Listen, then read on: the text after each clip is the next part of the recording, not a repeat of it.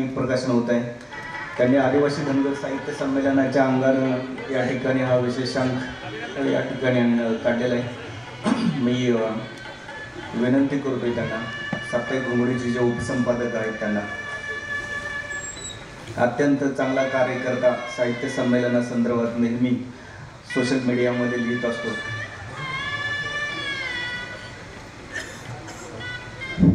आमचे अमोलदादा पांढरे म्हणजे एक असं व्यक्तिमत्व आहे की या प्रकाशन सोहळ्यासाठी त्यांनी या ठिकाणी बोलवलेले आमचे या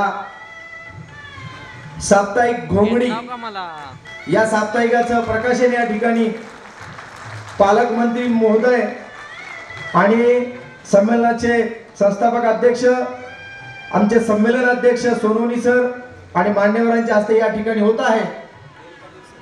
या आदिवासी धनगर साहित्य संमेलनामध्ये साप्ताहिक घोंगडी उद्बोधक असं आणि धनगरांशी संबंधित या शब्दाचा असणारा साप्ताहिक या ठिकाणी प्रकाशित झाला आहे। मी बरोबर बसतो विनंती करतो जयसिंग तात्या शेंडगे यांना या आदिवासी धनगर साहित्य संमेलनाचे स्वागत अध्यक्ष यांनी या ठिकाणी आपले या धनगर आदिवासी साहित्य संमेलनात आपले विचार या ठिकाणी मांडावे। अनिल रेडी पूजाताई गडदे यांनी स्टेजवर यावे।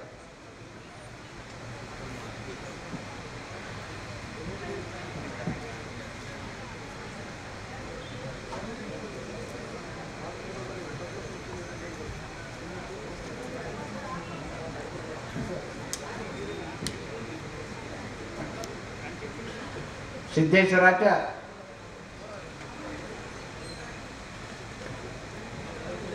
पवित्र वास्तव्यानं पावन झालेल्या सोलापूर शहरामध्ये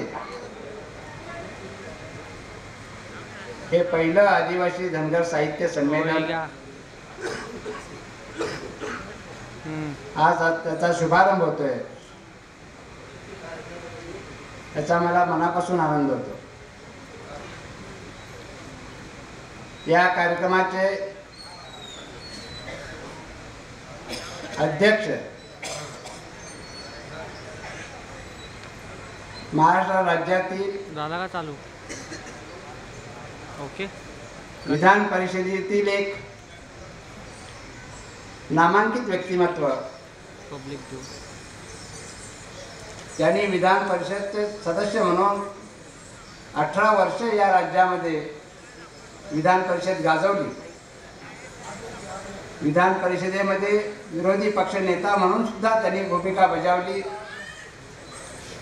राज्याचा गृहमंत्री, राज्याचा ग्रामविकास मंत्री म्हणून 4.5 वर्ष आपल्या कामाचा ठसा, चांगला ठसा उमटवला असे आमचे मार्गदर्शक, आपल्या सगळ्यांचेच एक ज्येष्ठत्वाच्या नात्यानं सल्ला देणारे माननीय अण्णासाहेब डांगे सर कुठे गेले? हे या कार्यक्रमाला आमच्या विनंतीला मान देऊन अध्यक्षस्थान स्वीकारण्यास तयार झाले। ते अध्यक्ष अण्णासाहेब डांगे या कार्यक्रमासाठी आपला अमूल्य वेळ, अमूल्य मी एवढ्यासाठी म्हणतो की आता जिल्हा परिषद आणि महानगरपालिकांच्या निवडणुकीचा काळ आहे आणि त्यामुळे या जिल्ह्याचे पालकमंत्री माननीय नामदार